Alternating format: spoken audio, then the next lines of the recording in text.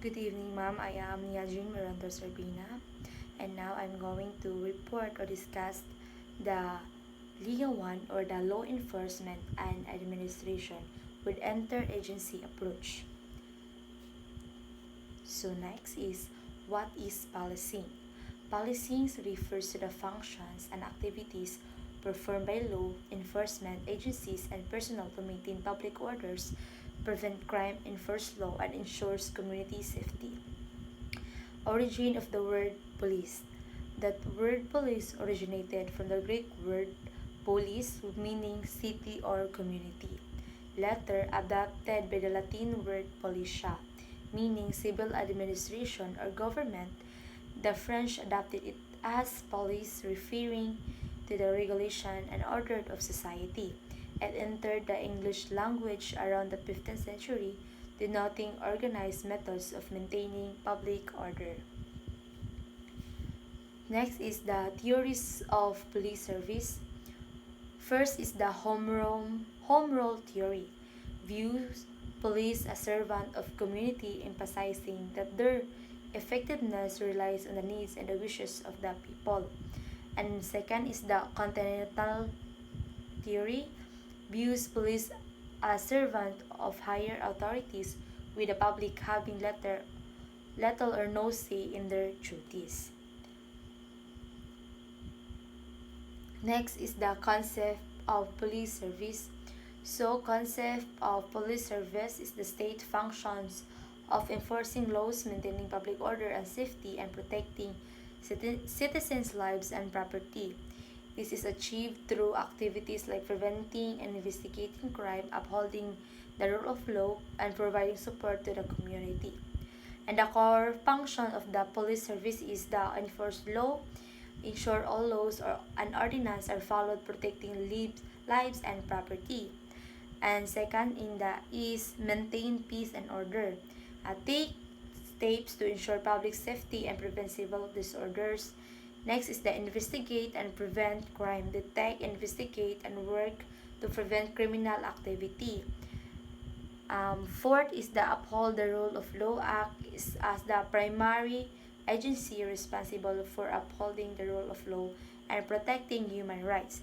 And last is the support the community, provide social services and ensure the welfare of individuals, moving beyond the traditional crime fighting. Next is the early policing system. So early policing system were community based out involved from informal methods like cane policing to more formal structures in Asean civilization like Egypt and Rome. So the ancient Egypt used the Midjay, an elite civilian police force, to handle both crime and firefighting. And the Asean Rome established the first organized law enforcement force to fight fires and patrol streets, and also had personal guards for emperors. And the England, all mills were grouped into titans or group of 10 families who were collectively responsible for each other's conduct and for bridging offenders to court. Next is the evolution of modern policing.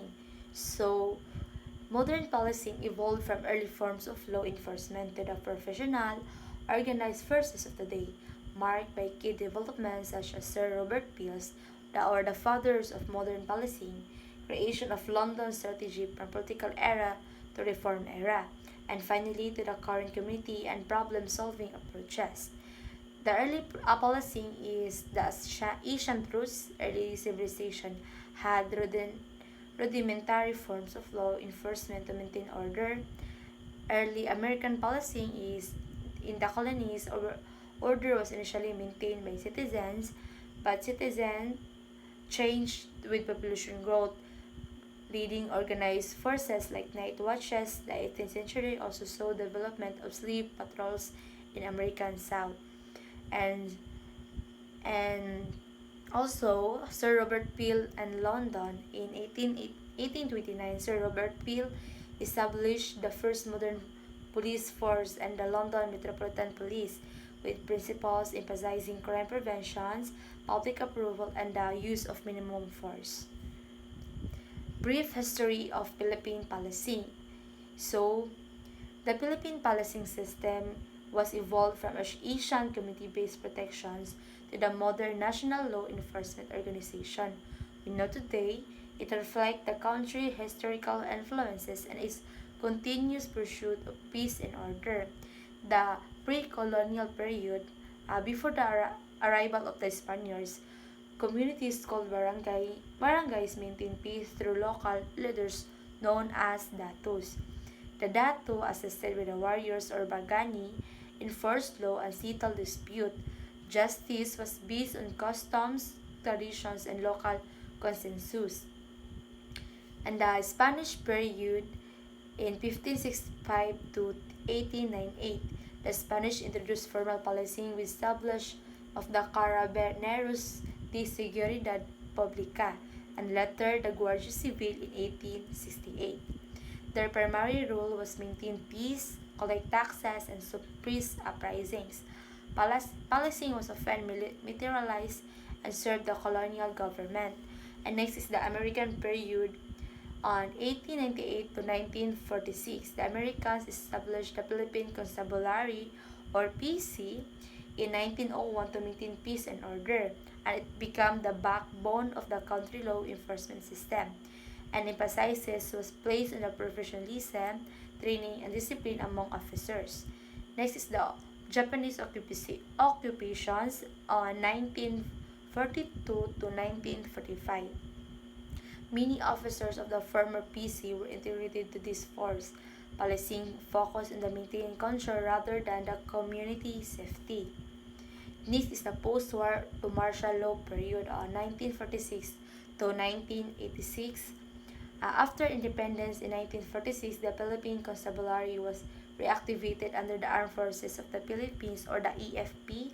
During the martial law on 1972 to 1981, the Integrated National Police or INP was created, merging the local police forces under the PC supervisions, and policing became centralized and heavily militarized. Next is the modern Philippine policing system. In 1991, Republic Act 6975 established the Philippine National Police or PNP under the Department of Local Government or the DILG. The PNP is a civilian national police force responsible for law enforcement and public safety. It emphasized the community policing, human rights, and accountability. Next is the Revolutionary Government period. The Revolutionary Government period of 1898-1901 marked the first organized Filipino-led government established after the declaration of the independence from Spain. It laid the foundation of national governance, including the law enforcement system that reflected Filipino desires for sovereignty and order. Historical background: the Spanish colonial regime in the Philippines ended after the Philippine Revolution and the Declaration of Independence on June 12, 1898.